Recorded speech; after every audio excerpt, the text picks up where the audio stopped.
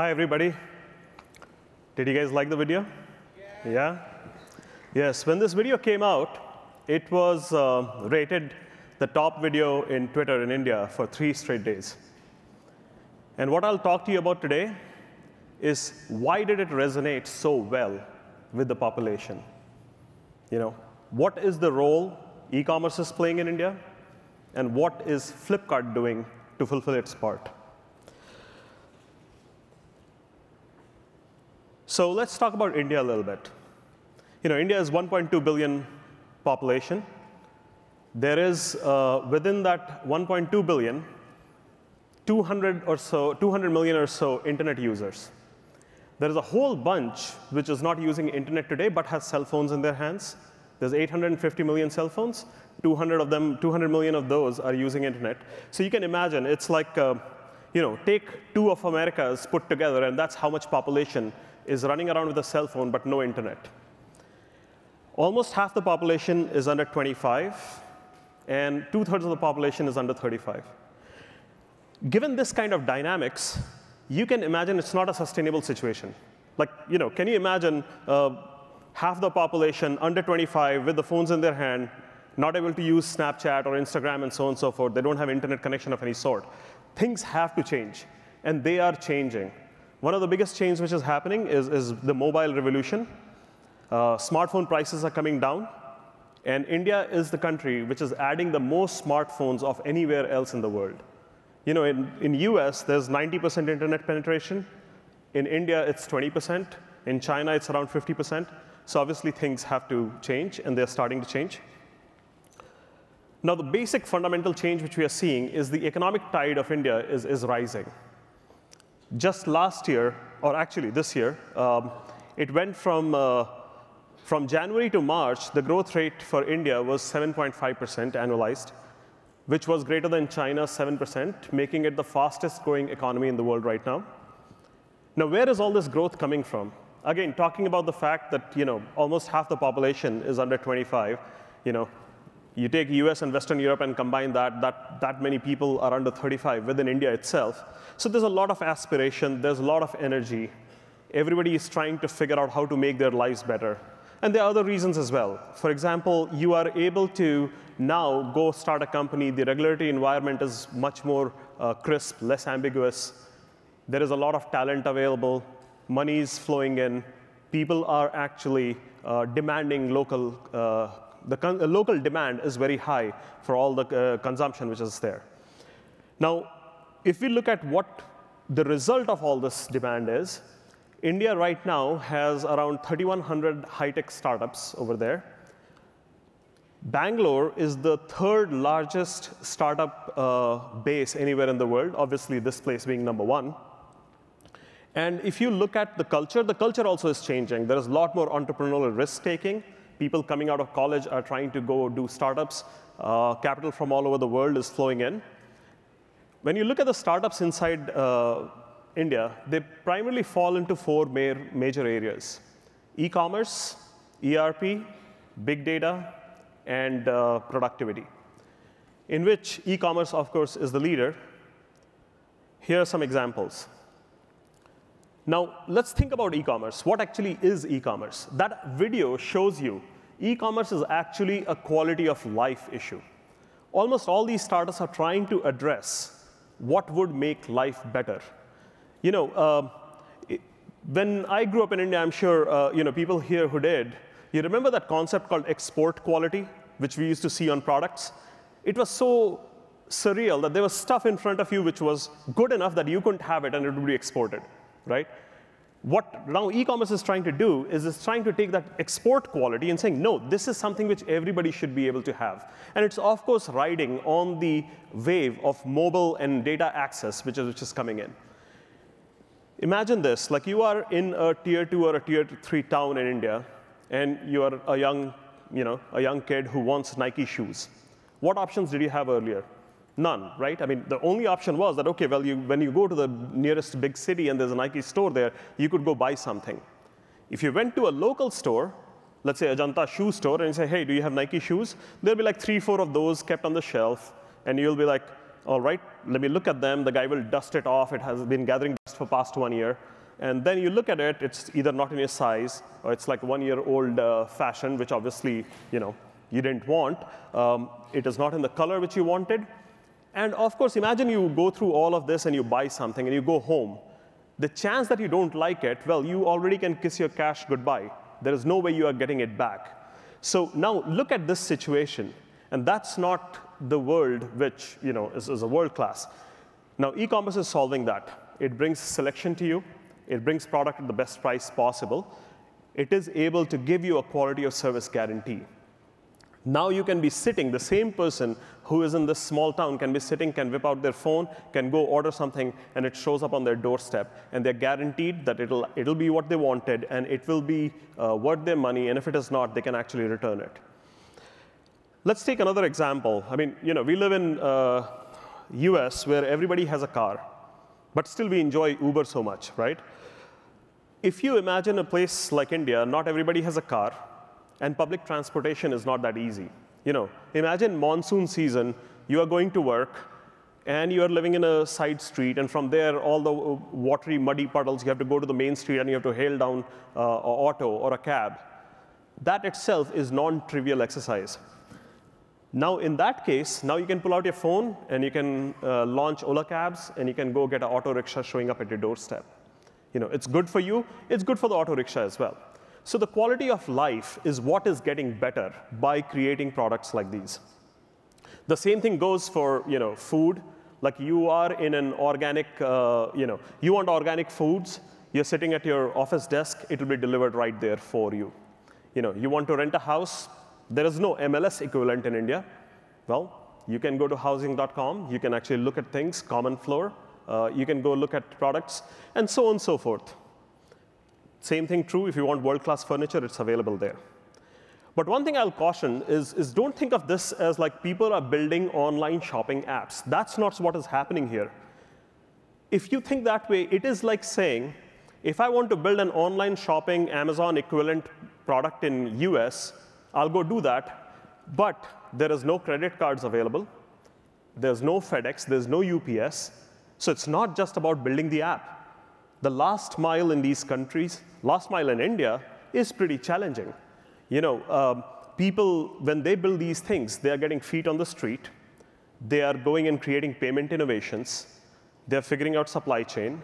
They're figuring out delivery logistics.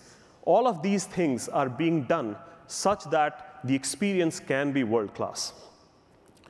Now, in this situation, what does e-commerce look like today? Now, as we talked about, like in India, the fundamental latent demand is there. Everybody wants better quality of life. It already is there. A set of companies are coming out which are going and knocking off problems one after another. Now, if you look at this situation, in 2009, we had $2.5 billion worth of e-commerce happening. Right now, it's around 20 billion, and it is expected to go to 50 billion. And one other big trend which is happening over here is majority of this is moving towards mobile. Just last year, FlipKart saw 70% of its traffic coming from mobile devices. And companies like Snapdeal, FlipKart, and so on and so forth, their mobile app downloads, 90% of them have happened just in past 1 year. So there's a fundamental trend which is going on, which, of course, FlipKart is at the leading edge of it. Actually, that reminds me, as I came to the thing, I saw there was Snapdeal and Amazon over here. And I was wondering that this sounds like a little bit like Olympics, that you are flanked by the next two people in the competition. But talking about FlipKart a little bit, so we have 50 million users. Now imagine the 50 million users out of 1.2 billion seems like, well, is it really that big? But it is out of the 250 million people who have internet today. And as that grows, we expect that we will continue to manage the growth ourselves. In 13 different cities in this country, we are able to deliver products on the same day. And in 50 different cities, the very next day.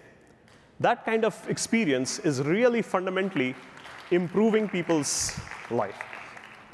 Now, how do we do this? Let's talk about the journey of FlipKart. Like, how exactly did we end up doing this? And then I will talk a little bit about the leadership principles which the company itself uses. So in 2007, FlipKart was started by, oops, sorry, I went a little too far. In 2007, FlipKart was started by Sachin and Binny Bansal, who were Amazon employees.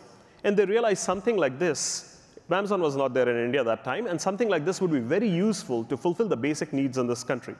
So they started, and they started by, surprise, surprise, a bookstore, online bookstore.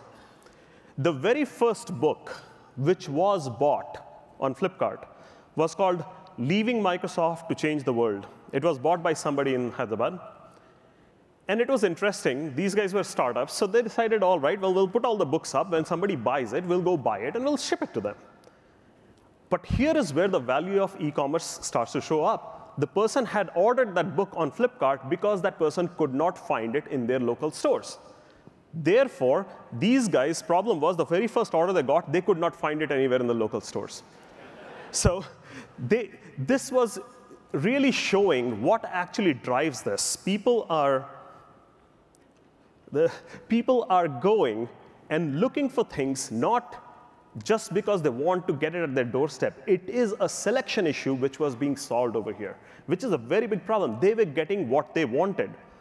Now, second thing, which they did in 2008, this is another milestone. They added 24/7 customer support for their customers. It's kind of an irony. 24/7 customer support in 2008 was not available in India for most of the services which you would buy.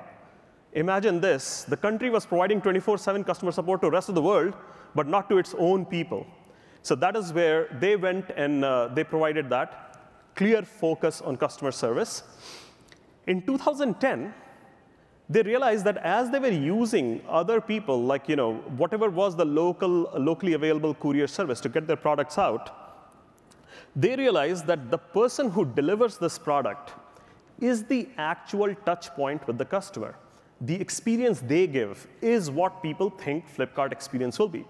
This goes back to the customer service point. Imagine the person comes and says, oh, I rang your doorbell, and you were not there. I have left. I'll come back tomorrow. But that person really was standing at the nearby pawn shop and chatting with somebody and ran late and decided to turn around and go back for his next delivery. This is not something completely unimaginable, but it is the end user experience which was affected. So what FlipKart decided to do was provide delivery logistics in the entire country. That is what allows it to be able to deliver so fast and so well in these cities. Now, in 2010, they also realized, as they were talking, that credit card penetration in the country is very low. Well, how do you get majority of the people to go buy things? They have cash. So when they got their delivery logistics working, they said, all right, we are going to do cash on delivery. I have tried this. It is fantastic. You go, you buy something. You don't have to pay anything. There's no checkout, nothing. The person comes with the goods to your door. You give the person cash. They take the cash. They give you the goods, and they go. And that kind of experience, again, is non-trivial to build, but that's what this company did in 2010. In 2011, it changed, and they started to go beyond books. They were able to add many more categories. At the same time, as they added like cameras and so on and so forth, they added a 30-day replacement policy. I challenge you, in this day and age, you can go to many of the businesses, and they will not replace things when you buy from them within 30 days, including things like cameras and electronics. Electronics have such a half-life, right? They are actually obsolete by the time they come to your doorstep.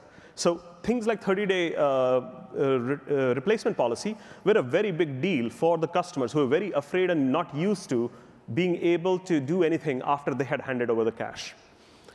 In 2013, the company realized that actually it was building something very valuable for the country, for the people who were trying to buy things on e-commerce. So what they did at that time was they opened it up, saying, sellers of any kind, please come and use this so that you can reach your customers and be able to give that kind of service. If you saw in the video, there was this guy who was a wood carver who was able to carve a frame which he sells on FlipKart, and then somebody else buys it somewhere. And the person buying is able to get the experience FlipKart gives, and the person selling is able to get a customer. And that is something which they did in 2013. We have an amazing number of sellers now selling online. In 2014, FlipKart decided to introduce a concept of big billion day. They said, we'll sell 1 billion products within a day. Now, that was something completely unheard of. The systems were not ready. The supply chain was not ready. The delivery system was not ready. But they said, you know what, we'll make it happen. They did. They made it happen. It overshot what they were hoping. This was around the Diwali season, the shopping season in the country. And they sold $100 million worth of products within 9 hours. It was amazing, and it outshot all expectations. In 2014, it played a big part in the mobile revolution in the country. As I was saying, 90% of the apps were installed in 2014. So what happened was, and I actually feel pretty good about this myself, because I was at Google that time working in Motorola in a product called Moto G.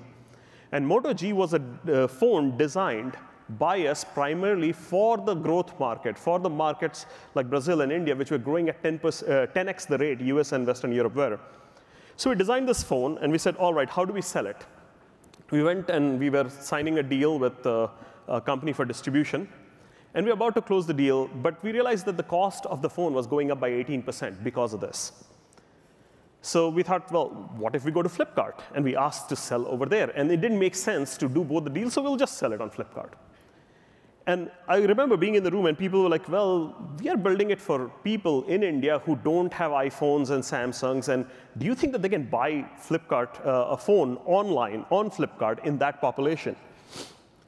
And one of the conclusions we had was that if you are making the device 3,000 rupees cheaper just by selling it online, everybody knows the value of $3,000, even if they don't know 3,000 rupees. Even if they don't know how to go to FlipKart, they know somebody who will know how to go to FlipKart, and they'll go to that person and say, hey, buy it for me. They'll go to their nephew or niece or whoever, coworker. And that is what happened. And FlipKart became the exclusive seller for Moto G. Then Xiaomi came behind, and so on and so forth. Now, Lenovo recently said that they have sold 1 million 4G devices in India using FlipKart exclusively. Now, FlipKart is selling more phones than anybody else, all other people put together, smartphones in that country online. And this is the revolution which has just happened over the past year. It's not surprising that everybody is gearing up to get access, because information access is something which is very helpful to the country. So what happens? In 2015, I don't know if you guys have followed the news, but we have made a big bet on mobile. We said mobile is how we are going to reach all our users. We have a lot of people who buy on desktop. We have a lot of people who buy on mobile, 70%, 30%, or 30%, 70%. But what we said is, not everybody who has a mobile device has a desktop device. But definitely, it is true the other way around. So we're making a very big bet on going mobile and saying, that's how commerce will be conducted in this country, such that everybody gets better. Now, let's look at some of the key principles which the company operates on, which has brought it to this stage. Number one, focus on customer. We all know a very successful company in the Valley whose core principle is focus on the user and all else will follow. I used to be there. When I started talking to FlipKart, I realized that it is a company which has immense focus on the customer. Oh, by the way, one small correction. In my introduction, it said 2014. It is a small typo. It is 2015. I started there 2 months ago. But I will say that it feels like I've been working there for a year, given how much hour I had to put in. But in this journey, that was one of the very key values which was very attractive to me. As I talked about it, saying that I'll go and build a delivery system for the entire country. I mean, India is not a small country. It definitely is not an easy country to reach the edges of. Saying that we'll go do this because this is what matters for our customer. Creating a return policy which says 30 days, no questions asked. Imagine doing that and handling the fraud and all the other challenges if you're familiar with the dynamics of the nation. Cash on delivery option, how much risk you have by getting the people at the edges carrying around cash. And now the mobile focus, completely focusing and trying to say, this is what matters for the user. This is running in the veins of the company, and a great principle to live by. The other great principle to live by, which the company does, is dreaming big. Small is not really in our veins. Deep was talking about a very good example. One of the ways to succeed is to think about success. Dream big and think that you're going to succeed, and then things will happen. Again, creating your own logistics is a great example of dreaming big. So is cash or delivery. The big billion day, we did that, and today we are able to handle traffic like that without even thinking twice. But it is because we forced ourselves and said, we are going to go make this happen. This is doable, is how we did that. The other examples which are coming out, like we are trying to bring the real world experience into the mobile experience, which you will see examples of in the coming days. Now, of course, the most recent bet that mobile is where we will do commerce is a very big bet, but we're not hesitating at all and going forward. Now, how can you afford to dream big? It obviously is on the shoulders of the best people who we can bring into work. So FlipKart has a very strong ethics towards hiring the best. It is considered one of the highest bar employers in the country. And the culture is very open and very meritocratic. I actually went there from Google, and I could see little difference in the way people were hired or how they were motivated or how they were rewarded, which is saying a lot, because obviously Google has set a very high standard for that. And the last but not least, the other core principle is perseverance. Everybody works very, very hard. As I mentioned to you earlier, time passes by, you don't even realize. And it all comes from an intense sense of purpose in the company. And again, if you saw that video, you understand where that intense sense of purpose comes from. Every day we wake up, we feel like we are improving the quality of life for our customers. And that really is a big drive. Now, coming to the end, I will say innovation is hard, very incredibly hard. But FlipKart has innovated on many of the different problems in this country such that e-commerce can be adopted successfully. So together, FlipKart and India are pushing the boundaries of what can be done over there. Thank you.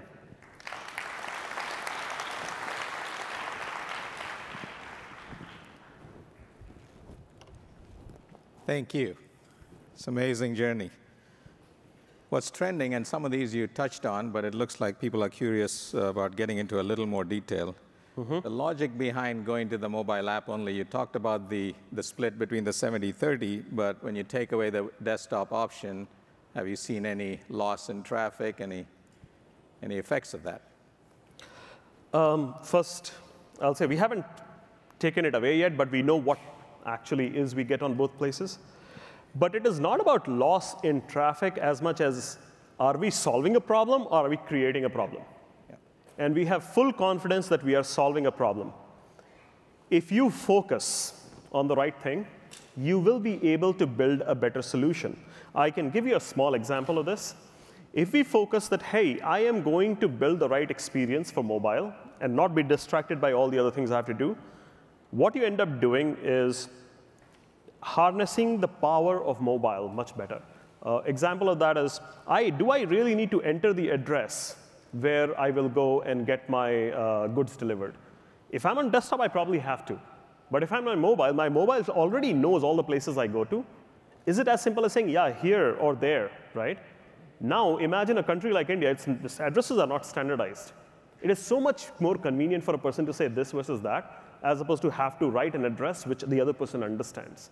So this is a kind of innovation which will solve a real problem. So we are not afraid of that because we are targeting 1.2 billion people. We are not targeting the 100 million who are using desktop.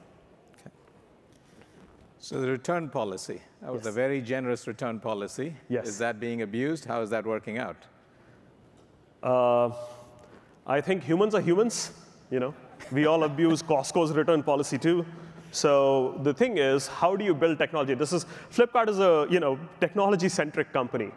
With large numbers, if that abuse is happening, we go figure out what to do with it. And the model of innovation, is it just about replicating unicorns that have been successful in the US? No, I gave the example. India and US are not the same. Okay. Try building an online shopping company here with no credit cards and no FedEx, UPS, and you'll find out. It's definitely not copying and pasting, different people. Yeah. And touch on the logistics. You obviously invested quite a bit in that to help the customer experience. But what does that specifically mean in the context of warehouses, trucks, delivery men, cash collection, et cetera. How much of that do you own versus how much do you outsource and manage? What does that mean when you say you've invested in that logistics? So when the company started, it had relied on partners to do that. Okay. Right now, there is warehouses which sellers can put their products in, which is fulfilled by us. Okay. There are sellers who we buy from, and we put it there, and then we fulfill. Then there are sellers who say, OK, just come pick it up from me when you are ready to do it, ready to deliver, and so on and so forth. There are these models. We have also started playing around with large things like furniture directly from the seller going to the person. And the delivery system is also built by us. So it's a place where we are trying to build the best warehousing and the best delivery and so on and so forth. But we are, at the same time, open to letting third parties also work with us. So it's kind of a platform model where we have one very good solution for it. And a final question. What has been your experience going back? Same question they asked the previous. Yes. I will say this is my second visit back. When you leave India and you come back here, there's always a romantic notion of like, I'm going to go back, and then you go there, and then reality hits you one way or the other. Either you really enjoy it or you really hate it. I don't think people are ever in the middle. And then you say, OK, well, now what? And you come back or you stay there. In my case, I went there for work, and I came back for work. This time, I knew what I was doing, and I actually really looked forward to it. So the experience has been fantastic. I think that it is a global world now. Things are, if anything, getting better and better. I'm sitting at my desk, and I'm ordering organic food, and I'm using high-speed internet, and I'm talking to people who are world-class. I don't see the difference. I think that day-to-day life is actually fantastic now. Yeah. Fabulous. Thank you, Peeyush. Let's give him a Thank you, guys.